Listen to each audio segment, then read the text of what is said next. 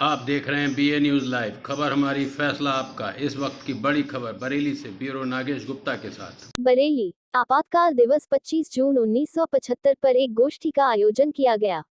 गोष्ठी के मुख्य अतिथि प्रदेश के डिप्टी सीएम ब्रजेश पाठक बरेली पहुंचे। उन्होंने भारतीय लोकतंत्र के दुर्दिनों को याद करते हुए कहा कि आज 25 जून है। आज के दिन 1975 में आपातकाल की घोषणा की गई थी। कांग्रेस पार्टी ने इस दिन विश्व के सबसे बड़े लोकतांत्रिक देश के संविधान को रौंदकर आपातकाल की घोषणा कर दी गई थी। राजनीतिकों को जेल में डाल दिया गया था। उन्हीं दिनों को याद करके आज हम स्वतंत्रता सेनानियों को सम्मानित कर रहे हैं, जिनकी वजह से आज हमारा संविधान पुनः खड़ा हुआ है और लोकतंत्र बहाल हुआ है। लोकतंत्र की आवाज को बंद कर दिया गया।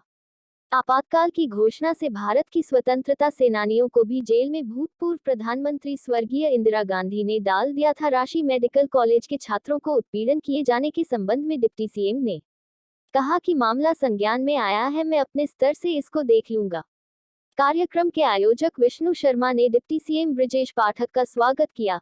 इस अवसर पर भाजपा के सभी विधायक, मेयर डॉक्टर उमेश गौतम, भाजपा जिला अध्यक्ष, महानगर अध्यक्ष, महिला मोर्चा जिला अध्यक्ष उपस्थित रहे और उनका स्वागत किया। IMA हाल में आयोजित कार्यक्रम में बड़ी संख्या में भाजपा कार्यकर्ता उपस्थित रहे। जिला प्रशासन और पुलिस विभाग के अधिकारी मुस्तैद रहे। डिप्टी सीएम के कार्यक्रम के तहत पुलिस जिले भर में ट्रैफिक व्यवस्था चाक चौबंद रही। उनके बरेली जिले में रहने तक अधिकारियों की सांसें फूली रही।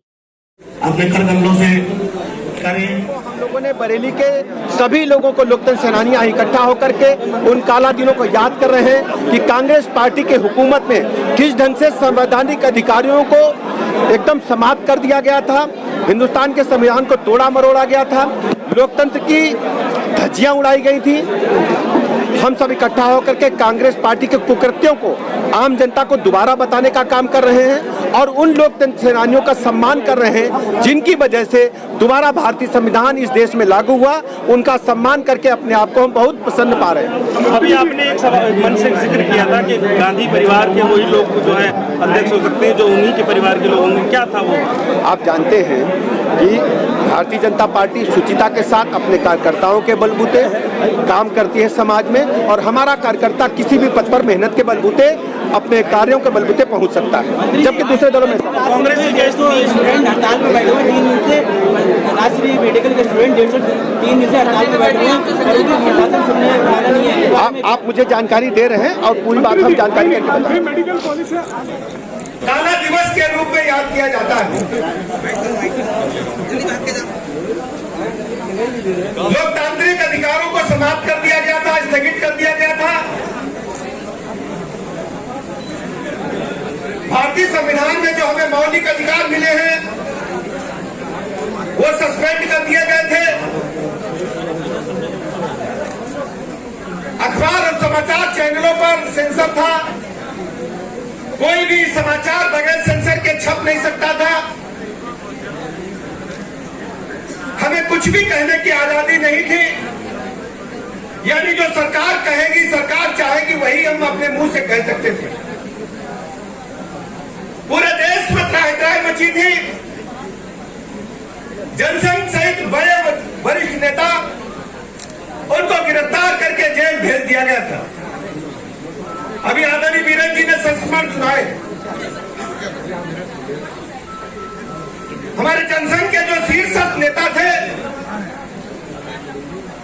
सभी को गिरफ्तार कर लिया गया था, और जो पुराने समाजवादी नेता थे उनको भी गिरफ्तार कर लिया गया था। समाजवादी नेता का मतलब आज की समाजवादी पार्टी को मत समझिएगा। समाजवादी नेता मतलब थे राजनारायण जी, आचार्य नारायण देव जी,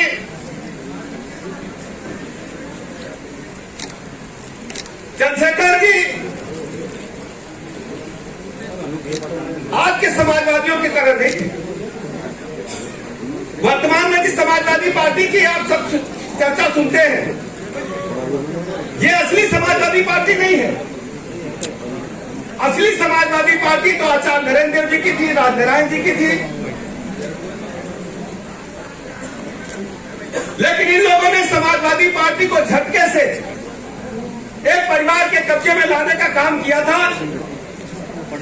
और प्रदेश में संदेश संदेश दिया था कि समाजवादी है, जबकि समाजवादी पार्टी का सबसे बड़ा मुख्य उद्देश्य होता है कि उसका मुखिया कोई नहीं होगा, संपत्ति का वारिस कोई नहीं होगा, जबकि समाजवादी पार्टी अपने उद्भव काल से एक परिवार की पार्टी बनकर के रह गई।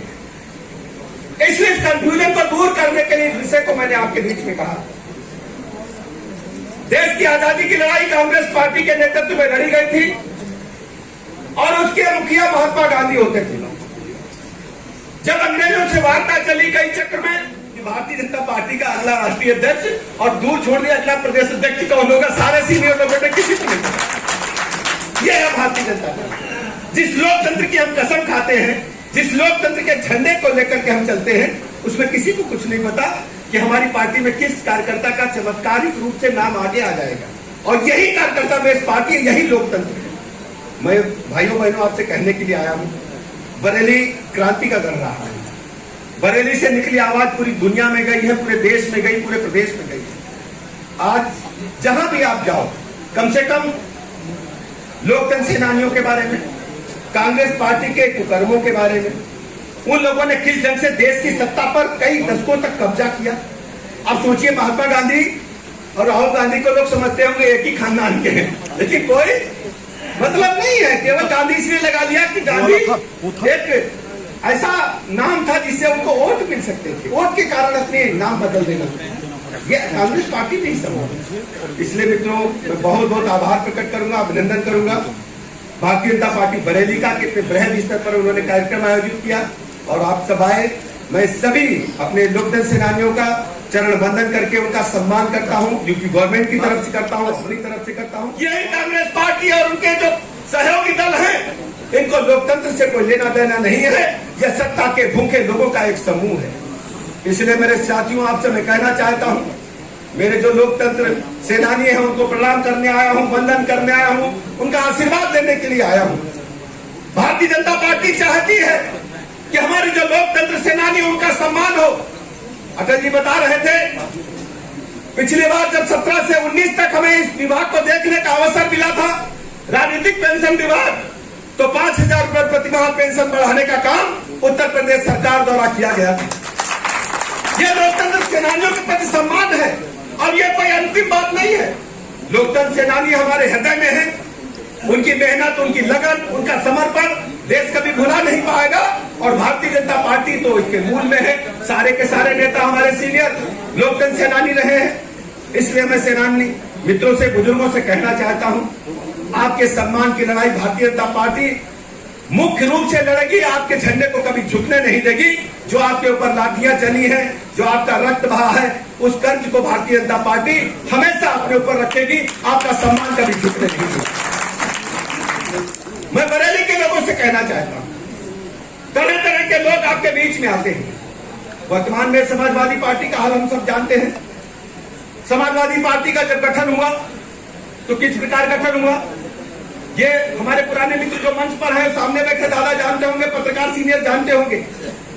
1992 में समाजवादी जनता पार्टी हुआ करती थी। राष्ट्रीय अध्यक्ष होते थे चंद्रशेखर जी, पूर्व प्रधानमंत्री। पूर्व प्रधानमंत्री को लगा कि लखनऊ में एक सम्मेलन है समाजवादी जनता पार्टी का। समाजवादी जनता पार्टी का सम्मेलन चल रहा था और मुलायम सिंह ने चंद्रशेखर जी से अलग होकर के उसमें समाजवादी जनता हटा करके समाजवादी पार्टी की घोषणा कर दी। चंद्रशेखर जी ठगे रह गए, उनके पार्टी कार्यालय पर कब्जा हो गया, बात खत्म हो गई।